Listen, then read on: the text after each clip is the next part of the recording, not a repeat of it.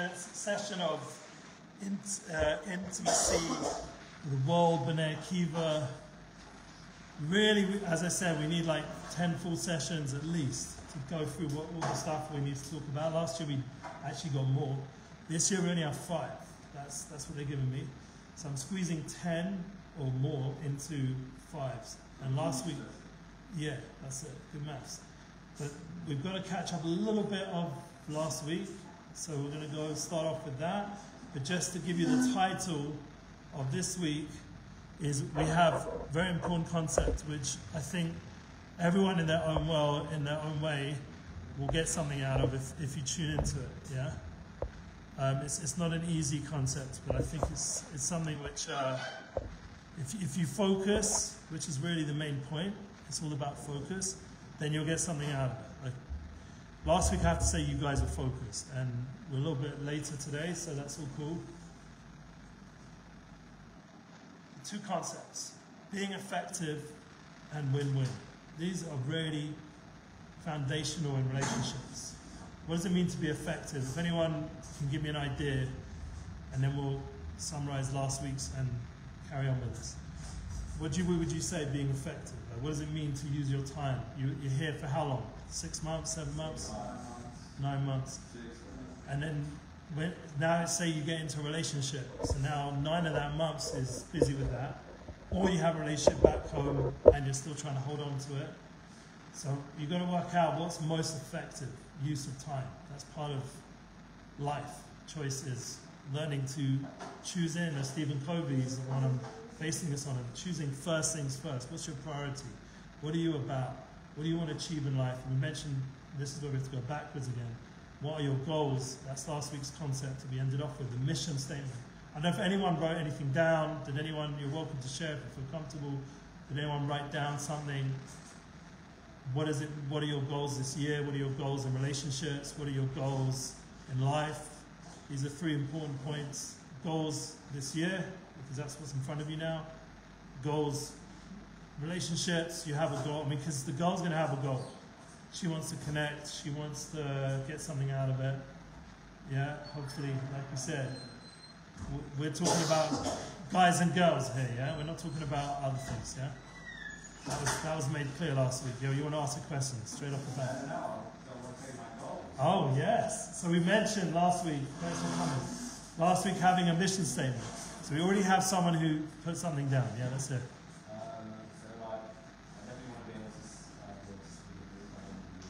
Speak Hebrew. Now, try get close to a lady if you can't understand her. That's already a very important point. Communication. Now, you do have apps nowadays where you can talk and almost instantaneously it would translate through like voice or VoIP or whatever they call it.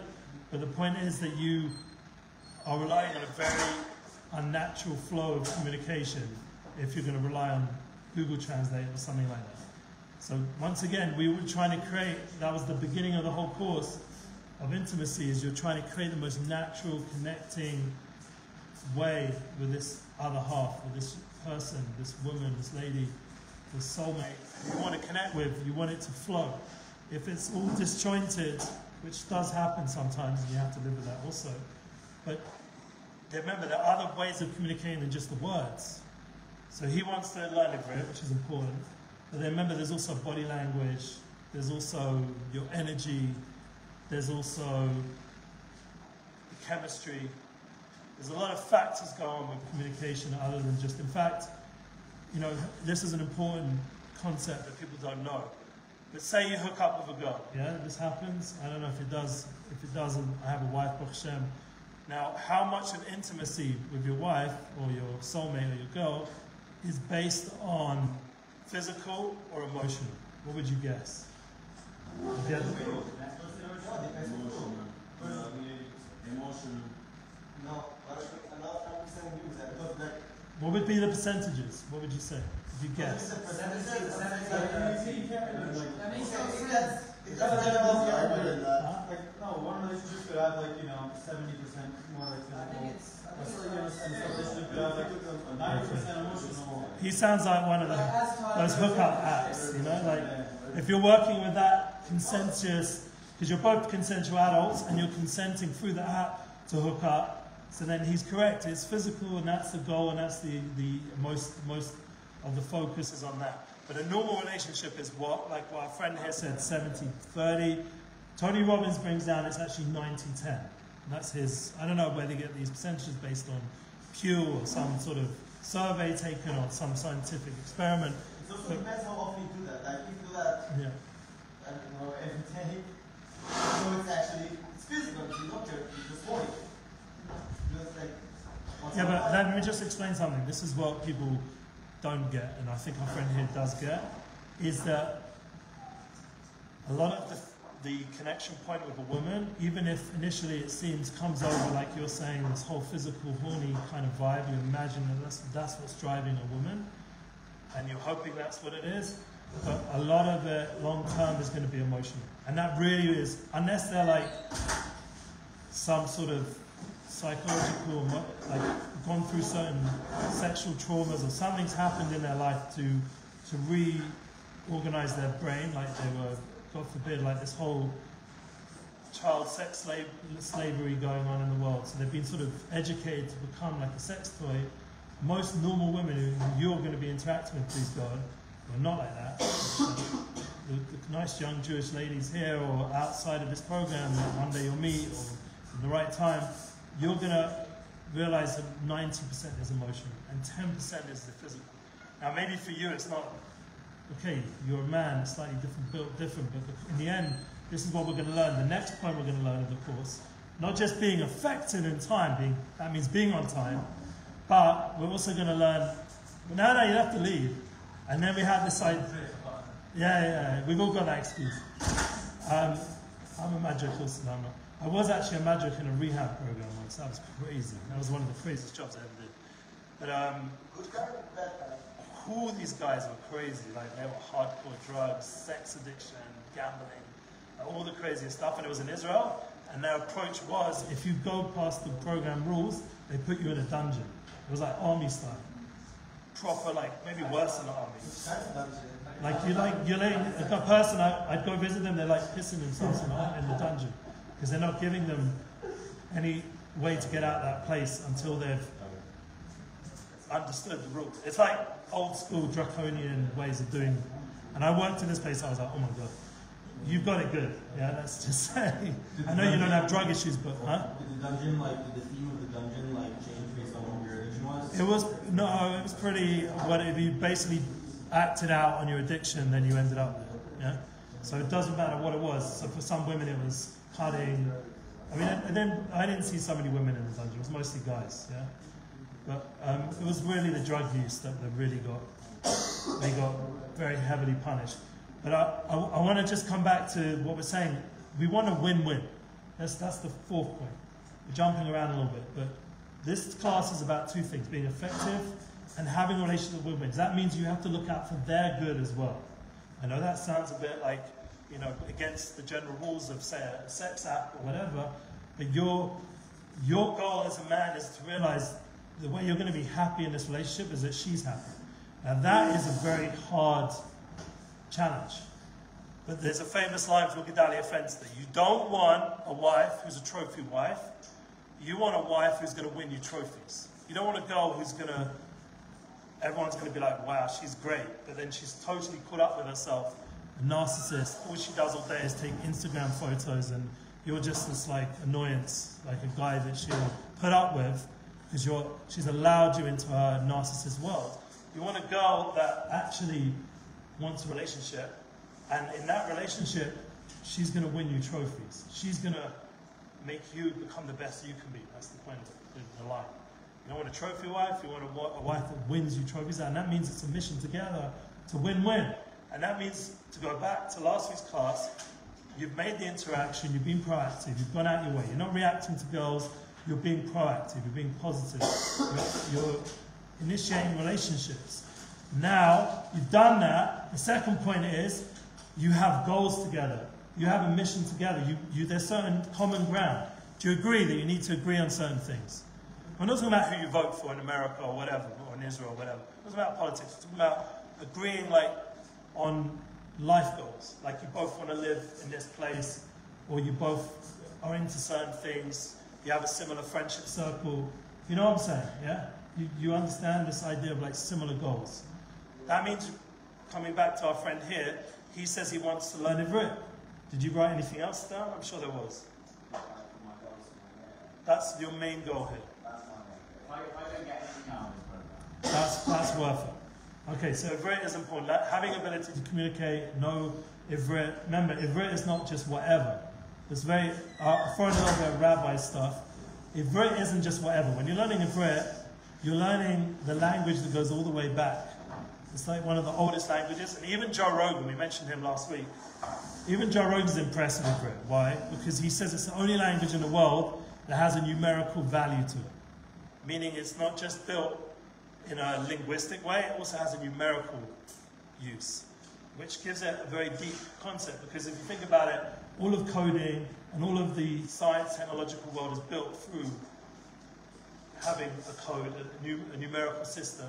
And this language that we have as a gift from our forefathers and foremothers all the way back has within it such a powerful spiritual essence. Not only is it the building block of the universe, but it's also got within it all the coding of creation. That's a very deep concept. It's good to know that. And if Joe Rogan knows that, you should know that. Yeah? Because he's not Jewish and this is our gift. We all have this. And you're all in Israel and you have ability to access this. Now, that's just a side point. Let's get to the concept of being effective. Using this time now, you have this amount of months in Israel. How are you going to go about achieving the goal of learning Ivrit for our friend here? Or for each of you, figure out what is your goal here. How am I going to make that happen? How am I going to prioritize that during this time? That means obviously learning about Ivrit in the Ivrit example, or in the relationship example, if you want to build a relationship. Now, I don't know if this is a great idea to do during the 6 months, if you want to learn Ivrit and also enjoy the program and create friends for life. Now, if you get involved with one girl, the chances are those other things are going to be a little bit less focused. But, you know, that's your choice of your time here, and that's her choice as well if she wants to have that relationship also. That's another point to realize there's another person in the equation when it comes to relationships. It's not just about you. The idea that you're half a person and you need this other half to complete you, that's a very real reality in life where you can't do everything by yourself. So you are going to need people, and you are going to need friends, and you are going to need family, and you are going to need eventually someone to build a family with, please God, if that's one of your goals. And you're going to have to work that out. These are like life questions that you need to get to know yourself more in this program. And remember, how do you make her feel like she's important? How do you feel like she's a winner? She's someone you want to win with? Because I don't know, do you guys like watch, like, I know what you're into, like you have to give me some feedback, but you know, in order to really go about your thing, you're going to realize this other person's going to be very profound in your use of time, in where your heart is. I don't know if you realize how much of space it takes up. That's one of the reasons why when I go backwards to some of my previous pre-marriage relationships, one of the things that it affected me deeply was how it consumed me so much. Have any of you had that experience with a lady where she just takes over your heart? Yeah. And that's all you're thinking about? Yeah, you've had that? You said yeah. So it's a real thing. I'm not making it up. And I don't think it's just like something personal by you. I think if you really open your heart to another person, and then they break that trust, or they cheat on you, or you cheat on them, or all the back and forths that go on. Like one of my stories, this ex-girlfriend I mentioned last week, she was like the ex, you know, because we're not talking about the one I met at Prince William's party, we're talking about now the ex, yeah? The ex that I met in college, or I knew her even before. I think I even kissed her one time, like in my garden or something, or some house party that I had. So we'd always known each other, and she was always around. For some reason I went to college. College was like 16 onwards, like 2 years before you guys came here. What did you do in college? I went to Woodhouse. So Woodhouse, yeah. My actual cousin, my niece, yeah. My niece just joined Woodhouse. It's funny because she just posted a picture of her joining Woodhouse, and everyone in the family, oh, didn't Ellie go there? And I was like, yeah, I went there. It was like on Facebook or something, because it's talking about the older generation are on there. What's Woodhouse? Woodhouse is this like 2-year program college before university. So college, what would college be in America? What would it be? High school, yeah. senior years, yeah. Wait, so college is high school? Yeah, so it was suddenly I was out of this Harrow uniform, very constricted environment, and now I was in college where I could dress how I want, and I wasn't just boys now, because there was a boys' school there, the posh private school. Now I was like with mixed, private, public, like it was a college, but it was a very high-level college. You had to get in there. You couldn't. Not everyone could just get in. But I got in, Baruch Hashem, and now I'm with really cool scene, and I had a really good time there. I won like I was like voted in as the there was like some political thing, different parties, and you have to vote, and I won the election, and I had a really good time there. I was in a band there. I did a model thing there. We used to do like shoots and you know even my wife to be was at that model thing. So that was funny how she was there that day, and I was walking down the catwalk. But one of the things that happened in college was this girl who I'd known for a while, and she was there. And suddenly, some reason, I started falling for her. I don't know why, because I'd known her before, and she was a bit like, she'd been around a bit, you know? So like, it wasn't like she was this holy, like, special girl. Like, she was around. But I got very tangled up with her. And at first it was good, but then because I was still like young, and I wanted to go travel, I went skiing on a ski trip with the college, and she wasn't there, and there were other girls there, and I said maybe we should just be called seeing each other. Do you know what that means? Like, we're not like in a relationship. We are in a relationship, but we're not bound. Like, if you see someone else, you can also, like, that kind of stuff. So I thought it would be a good idea. She thought it was but it wasn't a good idea, because we ended up cheating on each other. Went around the whole college, who I cheated on and who she cheated on, and it was this whole thing. And anyway, we ended up back to just being boyfriend girlfriend, because that didn't work. And then, as I was getting more close with her, she came around to my family for a meal, and for Shabbos night, because my family that much as secular as they were, they still had Shabbos night. And then it's just good for you to just hear a relationship. I went through just get some of these ideas. So now, I bought her a really nice dress, like a few $100, which is like hundreds of dollars dress, not normal high fashion dress. And the point was to go out for her birthday with her family. She'd wear the dress. And I went, and I sat with her family, and that's like, was getting like quite intense, you know, we're like spending each families and stuff, and everyone's met her now, all my brother's friends, and they were telling me, all my brother's friends are bad influence. Remember I mentioned they were like my teachers back then, telling me what I should do, and this and that, you know, corrupting me in that way. And now, we're at this dinner table, and we're like, all my friends phone us, I think I had a mobile phone, and they're all saying, yeah, come out tonight, there's a big party in this and this club. So I said to her, do you want to go after the meal? We could go out to the club. She was like, yeah, let's do it. So we go out to the club, and I see all my boys, she sees all girls, and I go off to the fruit machines and start gambling. I had one of my issues, is to gamble a lot. And she went off, and the next minute I come to see her, she's in front of me in this dress, getting together with an old guy she always fancied. Finally, he decided he liked her, yeah? And she's snogging, or whatever the word is, kissing, yeah, however you talk. And right in the dance floor in front of all my people, and they're all like, what's going to happen? So I don't know what to do, and I'm like freaking out. Initial reaction, you want to beat the guy up, yeah? Problem is, he was older and he had a lot more boys at that thing, so it would have been like a massive fight, we would all got thrown out, I don't know. It wasn't a good, right time. And I don't know, I just broke inside. It was, back to what you're saying, it was all consuming, it broke me inside. And I actually cried, which, like, when I went outside, I was like really hurt, because I thought we'd dealt with that already. And then she came and said, can you still drive me home? And I'm like, what? Now this is when I went crazy. I drove her home. In the dress, after she just went with the guy.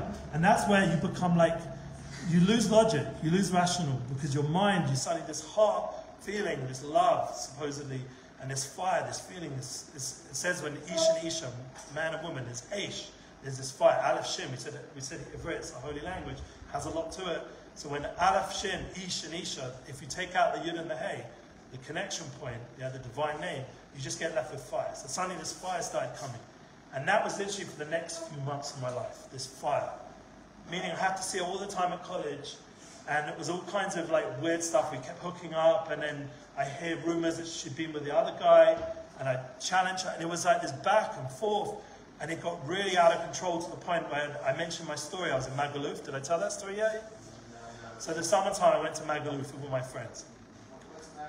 Magaluf's like Ibiza. You ever saw that Netflix thing, Ibiza? Yeah. So Magaluf's like the same, one of those islands, that kind of environment. So I'm in that, and I'm with all my boys, and they're going through their stories. We're all like in this 17-year-old stage where we're all starting to, you know, get fed up with the whole girl scene and girlfriends. We're all a bit bitter, a few of us. So we're drinking a lot and just trying to work out what we're going to do with this time in this crazy like party island. And there was this, you want to hear this story? It's a good story. So there was this girl in the nightclub, like really tall. And she was what I'd call a nightclub girl. Have you ever heard of this concept? Like she was like the club girl. Like they must pay her or she gets... Yeah, I don't know, like they have girls who have VIP treatment in the clubs because it brings guys in and... I don't know if they're for hire, but something like that, yeah? It's some sort of like setup. I never quite could understand exactly what she was, but she was been there for a few months. She was from Wales, I don't know if that was important. But she was there and she was like the hottest thing there from what I understood. And I was starting to... And one of the reasons why I started doing it, because I noticed my ex was there that night. She'd come on the same trip, and she was in the same club. So obviously, what do? You try and make her jealous. So I'm getting with this older lady and like, you know, this whole thing. Anyway, I didn't end up doing anything with her at the club, but I was trying to make that situation. And then suddenly we got in a fight with all, she was with all the guys she cheated on, all his boys. He wasn't actually on this trip, but all the boys were there. So then we got in a whole fight in the club, and we got thrown out, and it was a whole mess. By that point, I was drinking something, it didn't really matter, I wasn't thinking anymore. So anyway, later that night, I ended up in another club, and she was there, my ex. And she started singing to me. It was a really weird moment. This is when I had one of these God moments. In secular guy, no one in there talked to me, Torah, nothing. I didn't know anything really about Judaism. I was standing in this club, and this girl was dancing in front of me, my ex-girlfriend, and we'd gone just through a fight. It was just now her with one of her friends, and I think I was even by myself at this point. So all that whole fighting thing was over. And she started singing to me this song that was very famous at that time. You're free, gotta do what you got to do, gotta live your life and be what you got. And she was singing it to me, and I was just had this moment of clarity, like I'm above this. This is not for me anymore. Like I don't need this girl. And I just felt like free, like bye. It took like months to get to that point. And I was like, fine, see you later. And I left the club. Now, it's really late, and I'm on my way, I'm by myself, and that hot girl sitting in a like cafe, like kind of drinking a beer by herself. And I'm walking past her, she gives me the eye, and she's like, goes like this. I come over to her, and she's like, I'm like, sit down, have a drink. She says, come back to my place. And I'm like, wow, I just went from this to that. I had this godly moment, and now this girl's asking me to her place. Anyway, I went back to her place, and suddenly, this was a bit weird. I don't know, it's probably even more extreme nowadays. But suddenly she's taking off all the extensions and the high heels, and she's not as tall, and she's not as, you know, I don't know if it's a thing, but there's girls that like not really, there's even some movie that came out for like Uglies or something, I don't know if you saw it. But it's like that kind of, it's like all fake, yeah? Like a lot of the stuff. And this is what we're up against with the other side, yeah? So I'm standing and she doesn't look as great, but she's not ugly, she's just not as great. And then, huh? No, now she said, can you come lie? You know, come, you know, let's chill. And it was like 2, 3 in the morning at that time, 3 in the morning. And I literally hugged her from that point and didn't do anything else. No physical, no kissing, no nothing. And I just said, I just need to hug and I need to just work through what I'm feeling about this story, this ex. And she needed to work through her story with her ex and what she's doing there. And that was it. It was completely platonic. Like nothing happened other than the hug. And I left, and I came back to my place like with sunrise, 5, 6 in the morning, and all my boys were just getting back, and they were like, oh, we saw you go off, and I go, and I was like, nah, nothing happened, yeah, like, honestly, like, and I changed from that point on. Literally, that was when my life became less about the physical focus with women, and I suddenly hit a point in myself where I felt like I needed to actually understand, one, that there's another person there, it's not just about me, and that heartbreaking made me feel a little bit what the power of love, what the power of connection is, and if it goes wrong, how painful it is. I don't know if you've ever been around divorces, but they get pretty crazy. There's like a fire, pretty bitter. Yeah, it's like the extreme form of a relationship breakdown. So I'd had it on my level as a teenager, And it took me a while to get over it. And Baruch Hashem, my wife was in the world, was in my eyesight at that point, my wife to be. And she was around, and even when this girl was still around here and there, my wife was there at that point, and we became very close. Not that we were in a relationship, but just very close friends. And then the rest of the story was last week's story about how I found my wife and the whole journey there. But the point was, what I'm getting at is the connection point is very important. Now, how does this tie into what we want to talk about today? What we want to talk about today, one, is if you have your mission statement and you have your goals and you've decided on this person now needs to be prioritized. This is a key in relationships. Do you all agree? Like, if you're going to have a relationship with someone, they need to feel like, a woman needs connection. You need to feel like a man, like feel like there's something you're gaining from this relationship as a man. But as a woman, if she doesn't feel like she's getting your focus and your connection, she's going to feel let down by you, and she's going to make issues for you. And there's ways they do it. They won't say, connect with me. They'll do other things around it. You have to understand, women have a different way of communication. It's almost like another language. It's like you're trying to learn another language. This is one of the challenges.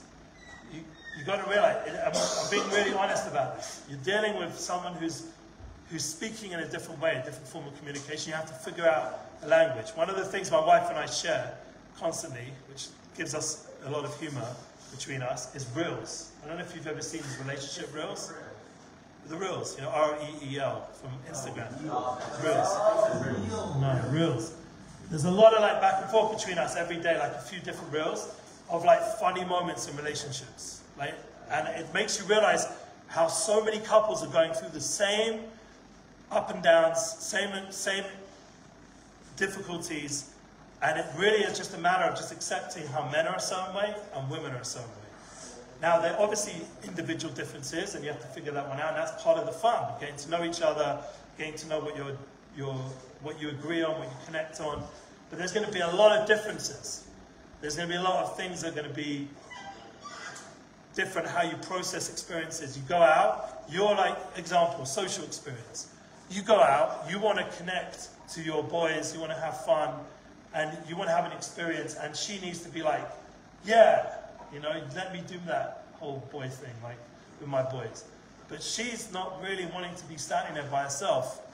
She doesn't want you to just go for the boys. If you don't recognize that she's with you on this like date or whatever it is, this social thing, she's going to be upset, and then things start happening. Like it starts, maybe she wants to make you jealous, so you think of her again. And you have to start like using your brain a little bit, like in terms of the relationship interactions. If you're giving her attention and focus, then she'll say go off with your boys. This is an example I've had many times. One of the things, if I'm really focused on my wife, she'll say, one of my friends comes in from London. You know, I told you I have a whole crew. And I'll send you pictures if anyone wants to set up a WhatsApp. No one did last week, but last year you set up the first one. I'll send you a picture of what a little bit what I was like then, so just get some context. And we can keep in touch a little bit about this whole conversation. But once again, it's up to you guys to do it. I'm not going to force it. But the idea is that when my boys come to Israel, if I'm in a good place with my wife, she'll send me to go hang out with them. You understand? She'll like, yeah, she knows this is good for me to be with my boys, and she'll say go. But if I'm neglecting her and not focused, she's going to be like, no. And then it starts getting stressed, because you know this is good for you to be with your boys. Like, you need to have men time. But you haven't given her what she needs. And she's going to start to get resentful when every time your boys are around, you're all excited. And when you're with her, you're like, you know, what do you want now, kind of thing, that kind of vibe. Yeah? So they pick up on all this stuff. And if you are focused, this is being effective in your relationship, you'll get much more out of the relationship. One, we said before, intimacy is 90% emotions, according to Tony Robbins.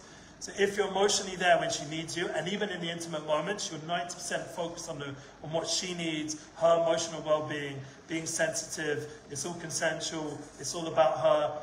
If she feels that, then you can fly together. That's the other 10%, then you can fly. But if she feels all you want is what you want, and you don't give a about her, and you just want what you want, she'll make you know it. And this is an important clarification in relationships, that women will not let you get away with being selfish in the relationship and let you get away with lack of focus. So this is a big challenge. Because we have these. Everyone agree? Yeah. Who do you love more, your phone or your wife? You know, one of the reels that was going around was you're looking at the screen and she's like wanting like a hug or something. And so you think she's trying to sleep, so you just turn the light down on the screen. And you turn the volume down. You think, no, she'll go to sleep and I can just carry on. Then you put your headphones in. You're just like, I want to watch. Just go back to sleep. Or the other one is she wants your attention. So what does she do? She sticks your phone with the football match or the game on her head, on her forehead, and now you're looking at her. Yeah? I mean, these are like the kinds of jokes we go back and forth, but there's truth to it. It's not like just playing around. The point is that you start to realize it until you remove the phone from the interactions and actually look at her in the eyes. Eye contact is crucial. Actually start to pay attention to her emotional needs. Then you get a lot more out of the relationship. And that becomes effective. Because then your life, the things you want to do in your life, she'll empower you, like we said. She'll be a win-win. She'll say you have to be successful. And then by believing in her, you have to find out what she's into. It can't just be all about you. You have to find out, what are you into, lady? What do you want to do in your life? How can I help support you? How can I help give you the tools so you can achieve your goals in life? And if you do it that kind of back and forth, that win-win bonding, then you both become successful together. You know, there's this concept, you have these power couples. Now maybe that goes a bit too far with their ambitions and stuff, because it becomes maybe a little bit narcissist within the relationship of how great they are. But because it's one part of being a win-win person is you also care about the people around you also, not just your husband and wife. It gives you a more mindful way of being in life when you're more effective and you're more mindful of those around you, that you want them to win and be successful also. So we're going back now. Let's remind everyone. What's the first thing we discussed last week? You have to make the interaction, being proactive. You have to go out and create a relationship. That means sexting and texting and all this stuff and profiles is not going to do it. It's not going to make the full relationship. It's until you encounter the person face to face and you start to talk to them and find out what they're about, create that relationship. Second, find someone who has similar goals. You don't want to just be whatever. That means you need to know your goals. Figure out what your goals are this year. We have one guy. He's got it for it. Each of you figure it out. Write it down. You'll have a much better year if you feel like you have a goal and you achieve it and you can tick it off. And you know what? You might even have time left over. So now you can find another goal, something else. Or you can even have a few goals, what you're going to do this year. The point is, when you create goals and dreams and visions of what you'd like to achieve, then you have much more clarity going ahead with the rest of the year. Second, that's the second point. Third point is now, how do I be effective achieving those goals? And how do I find someone else to achieve that with? And when I'm with that person, how do I achieve a better relationship? That means more focus. Okay, anyone got any questions before we get to the fourth one? Yeah. You said that relationships should be 90% emotional and intimacy. And intimacy and 10% physical. It's not me, it's from Tony Robbins, but it's based on understanding psychologically and stuff. By relationships, do you mean like a married couple, or do you mean any relationship? Because, I mean, if you're a rabbi, you can't be, I assume that you're not... Yeah, ideally, obviously, yeah. We want ultimately like real long-term relationships, husband and wife, you know, trust, values, building a home. Obviously, that's what we want. What would you say to someone that's... But we're in a world where a lot of that is not happening, yeah? So we have to be realistic with the reality. So if it's not done, the Torah and marriage, but at least in the process, like I mentioned last time when I worked at Yeshiva, what was the job interview that I mentioned? At least understand that a guy developing a relationship with a woman is better than just hookup culture. That's a step forward. Understood. Builds skills and builds understandings that you won't get in hookup culture. Hookup culture is just going to get your pleasures met. Yeah, with the other understanding of actually developing a relationship with a girl, you're going to start to understand. You'll be a step forward in understanding what a woman is, so that when you find the real one who's going to be your long-term partner, now you're able to really be more in tune with what women are about. Yeah, now, do you have to go through that whole up and down process of broken relationships? Maybe not. Maybe not. Maybe. What would you consider, like, what would you tell someone that would want to do it the right way? Would you say? Like, how would someone manage a 100%? So the emotional aspect only comes like after the time, after you True. talk and get to know the person. True. So there has to be initially, if we're talking about the initial connection, that was last week's story, there has to be obviously attraction and some sort of basic, like chemistry. We mentioned it before, chemistry, a vibe. There's a similar flow, similar cultural connection, like you understand each other's. You know, what people think, I can connect with this girl from Thailand. Yeah, she's Jewish. I don't know how she ended up there. Jewish girl from Thailand. But you have very different cultural realities. All these kind of things create extra challenges. Like one of my friends got married to a Russian lady. Yeah. Now that's a challenge, but it was amazing how much they connected that overwhelmed the cultural issues that were there. The language, sometimes the culture issues, because they had such a strong, similar goal-based relationship, and there was such a good energy between them. And Baruch Hashem, you know, obviously things change once you have a child or more children, or you start doing different things in life. There are going to be changes, but if there's core values, there's values and there's core values. There are core values that are connecting the two of you, and what my wife and I are we're proof to this. I'm not the best husband, I'll be honest. Guys, yeah, let me just be real with you. You're not sitting here listening to someone who's got marriage down. I know a lot of the concepts, but I'm still a work in process. And you can meet my wife and ask her, and she'll be open about it. Yeah, I'm a work in process. I've got a lot to fix as a husband. But one thing that gives us success in our marriage is that we're soulmates. We know that. That is a very clear part of our relationship. We both know that we're meant to be together, and this is our soul relationship. And that lack of doubt and that clarity gives us ability to overcome all the storms of marriage, and all the ups and downs, and all the emotional difficulties, and it gives us ability to overcome. So that's the third element that we didn't bring into the equation of the 10%, the 9% is there's a soul connection. How do you know you're a soulmate? So one of the ways I felt with her when I went on a date with her, she was actually my only date. I didn't go, you know, when I was in Israel, there was this whole dating system. I knew straight away she was the one, and our first date I already like 100% knew. Because I looked in her eyes, and I knew she'd be the one. That's a powerful way. One way is to see there's something deep about a woman in her eyes. The eyes are the window to the soul. To be able to have that kind of contact and feel like there's something so deep here, there's something so overwhelming, and it's not just attraction, it's something beyond that. Like, I knew that we'd had a previous connection somehow. Like, it was a weird feeling. Like, you ever had nostalgic feelings? Nostalgia, where you suddenly go into this, what's it called when you have deja vu, you have this moment. So we had this like all the time. It was this crazy feeling, like we're meant to, like, wow.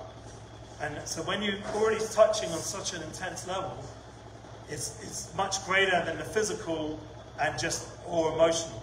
Yeah, what do you want to say, man? I don't really agree with that. You don't agree? I don't agree. Yeah. If you're going through life, and every woman you meet, it's like, it has to be this, like, I just know that she's the one for me. You're just probably never going to marry anyone. So this is an issue, like, a lot of people who get married older, they're like, I'm waiting for that one who can be what you're saying, like, who's going to overwhelm me with this, like, fireworks. No. I never said fireworks. That's where the mainstream Hollywood world has tricked us. They think it's this honeymoon Hollywood, like, wow. Like, there's a lot of factors here we've got to work out. We've got to work out, one, we did give some other points. I didn't just say that. We've got to have similar goals. But that means a lot of self-awareness yourself. If you're self-aware, she's somewhat self-aware, and you're able to bridge that. Now, it was interesting. My wife said when we went out that she's much more intellectual. She was in a seminary and she was learning all this stuff. She felt very intellectual. And I came across as quite emotional. That was more like a bit more hippie, and I was like into music and stuff, more emotionally based. It was such nonsense. She was, after a while of being married or going on more dates before that, it was so obvious that she was totally emotional in her needs in our relationship, and I was more rational. But it just came off initially the opposite. Now obviously there are going to be a lot of like moments of you need to clarify. But that's why you need a bit of time together to work it out. It's not just hook up and everything's great. You've got to actually work out all those dynamics. That sometimes initially it's not going to feel right straight away. And that's important why you need this process of time to find out what are your goals, what is your commonalities, where do you bond? And can you go through the challenges of life together? That's a big question you need to ask. Yeah. Oh, he asked me how did I figure it out? That's how I figured it out. You got to find it your way, because maybe that doesn't work for you. You're not so spiritually like motivated. You're more like practical. Like, is she hot? Is she healthy? I don't know. I don't know what your reasons are. I'm saying that much more important than feeling that she's the one who looks into her eyes. Yeah. She feels very mystical thing. It's a good thing that Hollywood is talking about. No, that can be Hollywood, but it's not mystical. Hollywood is all this like fireworks. Mystical is a very deep self-knowledge of spiritual moments. It's like just two people staring at each other's eyes and this music, right? Yeah, but that could be all physical. Hollywood's most likely all physical, like the way they portray. Mostly.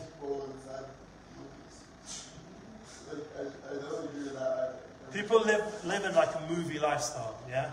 But the real life is you've got to find out, Chai B'Seret they call it Israel. Real life is you've got to figure out, can I go through real challenges with this person? Does this person get my humor?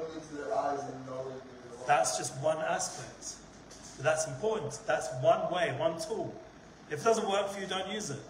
Remember, you're going to have a certain amount of tools in your toolbox with this relationship process. You've got to figure out which ones work for you. If this looking in the eye one just feels like silly to you, then don't use it. But maybe try it just as an afterthought. Oh wow, I actually really do connect to this girl. Be surprised. You have nothing to lose to try. But then the other points, you have all these tools. And one of them is self-awareness, having clarity of your goals, having excitement with this person, enjoying the time together. You're going to spend a lot of time together. You've got to enjoy it. And as you get older, that time gets more and more. You know, this is your life partner, potentially. Yeah? You want to enjoy those special moments with this person. One of the other ways to figure out, are you excited to tell them things? When you first meet them, are you now excited to give them insights to your life? Do you want them to know about stuff, your secrets, your aspirations? Are you excited to tell them what goes on in your day? These are important points. Some of your struggles. Is that something that can be developed? Can you develop somehow through yourself? I think so. I think there is such a thing, because it says in the Gemara, if you want to get to spiritual, mystical text, it says in the Gemara that you have many soulmates, different level soulmates. So there's Ziva Grisha, the idea of the one who's your ideal soulmate, and then there's Ziva Shade. That's how it explained that many people can get married to many people. Yeah, and it works. Sometimes the third marriage, fourth marriage. There's this concept there are different levels of zvugim, of soulmates. But the point is that if you can get it right the first time, and you can go through life together, that's obviously ideal. But you have to also be aware that there might be like stepping stones, meaning this relationship is just a stepping stone to find my real soulmate. Yeah, but I'd say arguably that's one of the most confusing things about being in like a first relationship. Yeah. Because you don't know if what you feel is the same, could be the same for the next person, or like if this person genuinely is. Well, one of the things you're going to come out of the relationship with much more understandings, much more awareness of what relationship is. Yeah. So you'll be better prepared. I agree with you. So that's one of the things. Like one of my relatives, his second relationship, he's so much better as a husband, as a second marriage, because he's figured out all the things he didn't do. He wasn't focused at all on the first one. He was more into gambling and other stuff, making money. And then suddenly he got divorced, and it woke him up. He was lying on the couch, sleeping on the bed in parents' house, and he suddenly woke up. And the second marriage, he put work and work and work into the relationship, and he's still married. And it's much better. And he's become a better person from it also. Yeah, go on. Do you think nowadays it's like, because of the rise of social media, do you think it's more easy or more difficult to get into a relationship? So that's why the first part of the class is a good question. All these are good questions. The beginning session we discussed the idea of being proactive, actually initiating real relationships, not allowing social media to be, social media has its tool. Networking is great. Everything you can even meet the person through the tools of social media. It could happen, it probably does happen. But not to rely on it. That's the key. Not to make it your main tool. Your main tool has to be you and her and relationship. Actually communicating face to face, being proactive, going out of your comfort zone and talking, initiating a real relationship. not to rely on it. And also, a lot of my friends, when social media took over a lot of their lives, they made a lot of boundaries in their relationships about what they post, agreed upon boundaries. What they post, what they show, what the public is able to see, what they keep private. You know, this is one of the things I need to work on as someone who promotes people. I have to work on that. My wife doesn't want everything going on in our relationship to be promoted. Yeah, she doesn't. So I've got to work out those boundaries. As a guy who's a bit more altruistic, I have to figure out she's more introvert. I have to figure out how to make that balance. Because actually I'm going to go out there. What do you want to say? Is it a problem that I don't like fat women? No. This, you know, I'm really, I don't know if you guys, are you into comedy? Yeah. Kill Tony, anyone's into Kill Tony? What? Tony Hinchcliffe, his show?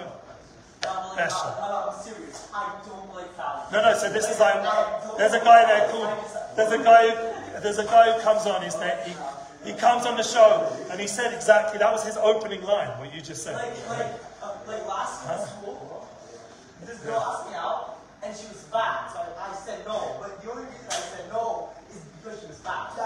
So one thing is, nowadays, I'd be careful with that. I'd be careful with that because there's so many things that people can do to get rid of that very quick. I don't know if you realize how you're all healthy. You all are like healthy guys. But have you not seen though how Ozempic stuff? There's so much stuff going on.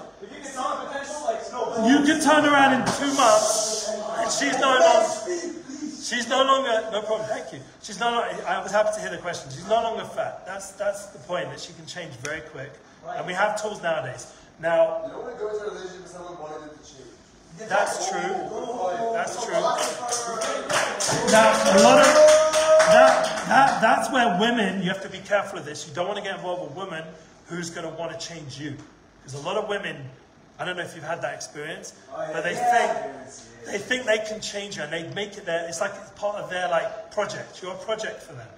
Project, you know, changing whatever your name is, Bob. Yeah, I'm going to make Bob into Brad. Yeah, Brad Pitt, whatever. That's my mission, to change this dude. And that women get really into that. You don't really want to go down that road. It's not a good path. You need to be pretty clear. You have to communicate, this is how I am.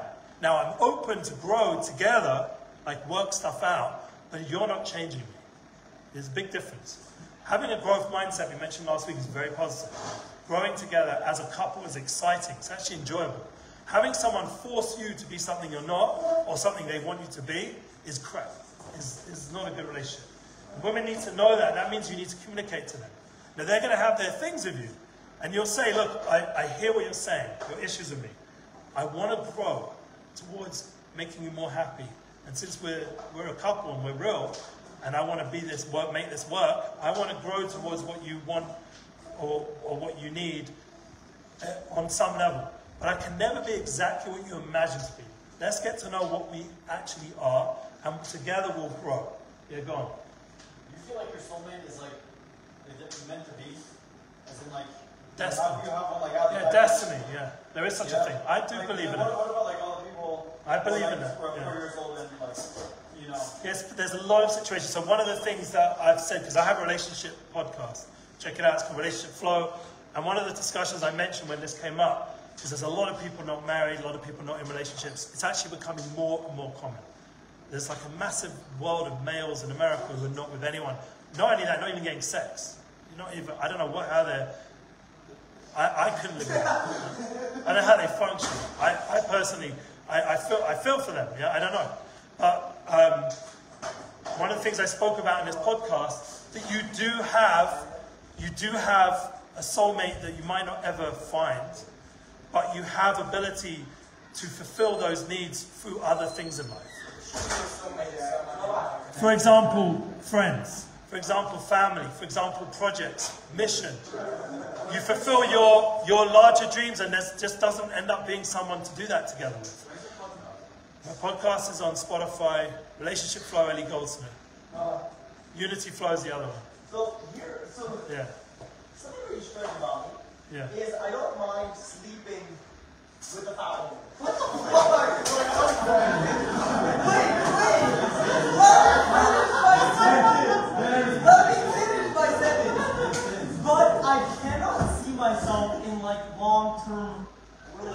What's the issue? Are you embarrassed about her? You're not attracted? Because I don't, like, if you're honest, you really are into her. Like, fat women are kind of ugly. So why would you have sex with them? Because I'm born. I understand where he's coming from. Like, meaning a woman facilitates my needs, like in the sexual sense, but she's not facilitating anything beyond it. Yeah, exactly. So she's not like providing anything beyond the sexual need. Now, in the Torah, we have these ideas. There's a woman for sex, there's a woman for children, there's a woman for relationship. There's this concept. It doesn't work out very good. We had it last week's parsha, Ben Sora Mora. You end up with this whole crazy kid comes out of it. You have to kill him at the end of the day. It's a crazy story. That never actually happened, but the concept is there. You don't want to have these kind of, and even the way back in Bereshit, there was at the beginning of the Torah, there was this relationship that Hevel Kain, I think his name is, what was his name? Something Kain, yeah? He had two wives. One was for sex and one was for children. Yeah? And the one who was for sex was obviously not able to have children, like he'd done something to make sure she had children. And the other one was just for pleasure, and the other one was for family. And Tuvul Kain, that was it, Tuvul Kain. So that guy, the Torah, it doesn't talk so great about that. It doesn't work out so good. People end up getting killed, things kick off, yeah? So what we want is, we don't want that kind of purely sexual relationship. We have to have someone who you can go through life together. You can go out together. Yeah. So you don't marry someone who's fat. Don't have a long-term relationship with anyone fat. It's not going to work for you. Just be real. I'm the same. I've said to my kids, this will get me very unpopular. I said, no one in my house is allowed to be fat. Yeah? I'm that kind of guy. I'm like as fat as it gets. Yeah? Like, everyone has to be in shape. Everyone has to be healthy. That's all good looking. It's like this. They call it the Goldsmith Guyver, because like my brothers, thank God, I told you they've got model children. You know, like, no one's allowed to be ugly in our family. It's like a joke we all have. Yeah? It's not healthy, but thank God they're all good looking. It's not healthy. It's wrong. You're right. It's a wrong headspace. But that's why I said I'm not the perfect guy. That's not just a joke. I'm happy to talk to you guys with my faults of who I am. I have my faults. I have my lacks. And then my wife knows that about me. One of the things she liked about me is she said, you're a bit quirky, you're a bit full of yourself, like you really know, you're really like, yeah, I don't mind, yeah. You're cool, man, it's fine. Yeah, listen, like I relate to what that guy said. I'm not like this holy rabbi saying, oh, how can he speak that way? I get what you're saying. So, I get what you're saying, because I feel that way, and I'll tell you a story. I came home one time from London, then we'll answer your question. We'll end off with his question. Yeah?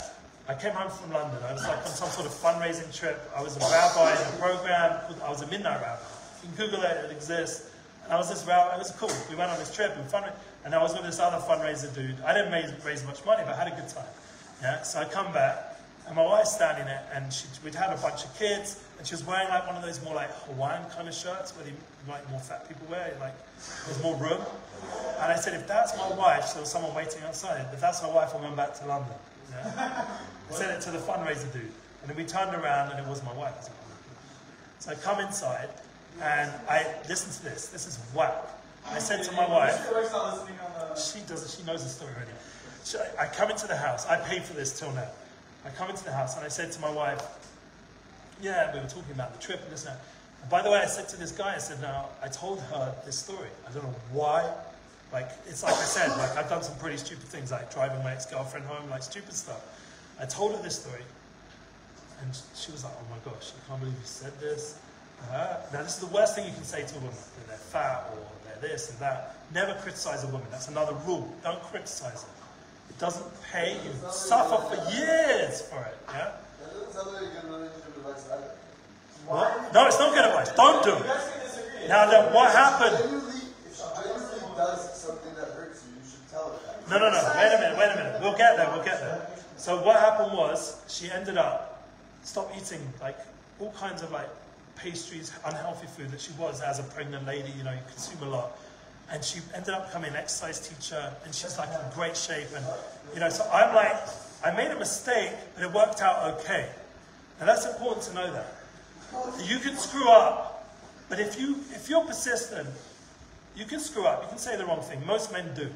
But if you're persistent and you're dedicated to the relationship, you can still get through it. That's what I'm saying.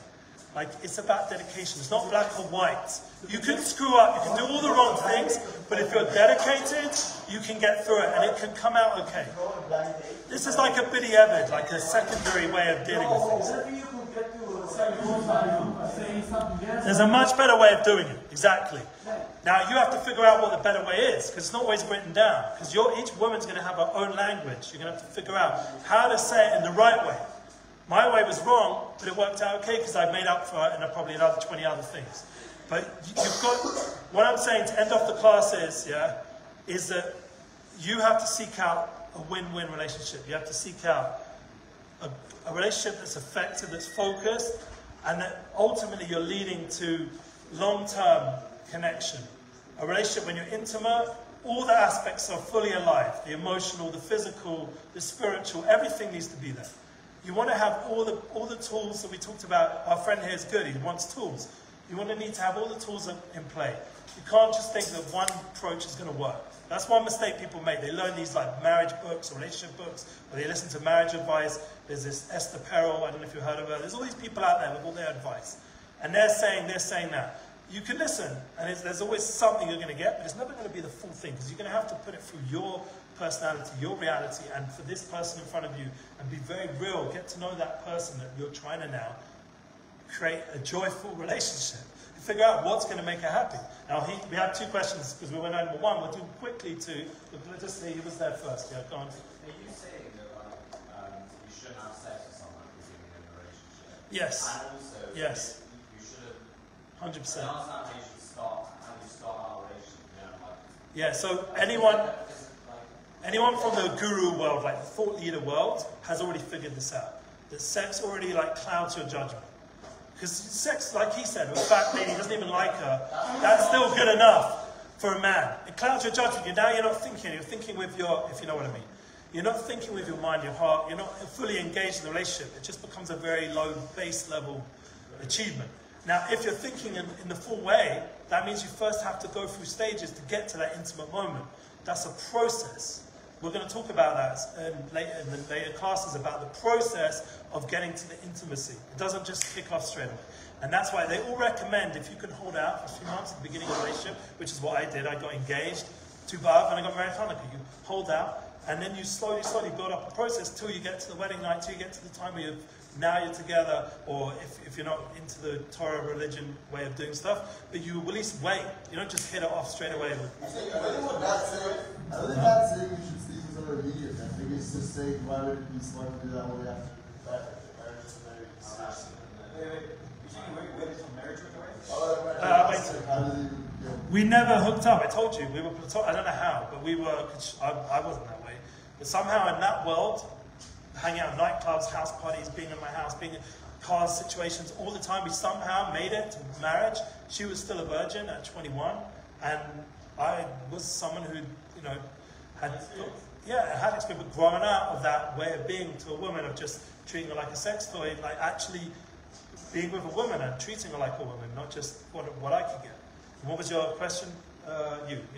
How is your advice different than the people who do the same exact thing? What do you mean? Because you said that there are these other people out there who give marriage advice and whatever, and it's not good. No, I never said not good. I said you can't take it. This is why, here's an example with looking in the eyes. You can't take, this is something you'll learn anywhere in life, with everything you're going to learn. In Bnei Akiva, everything you're going to do.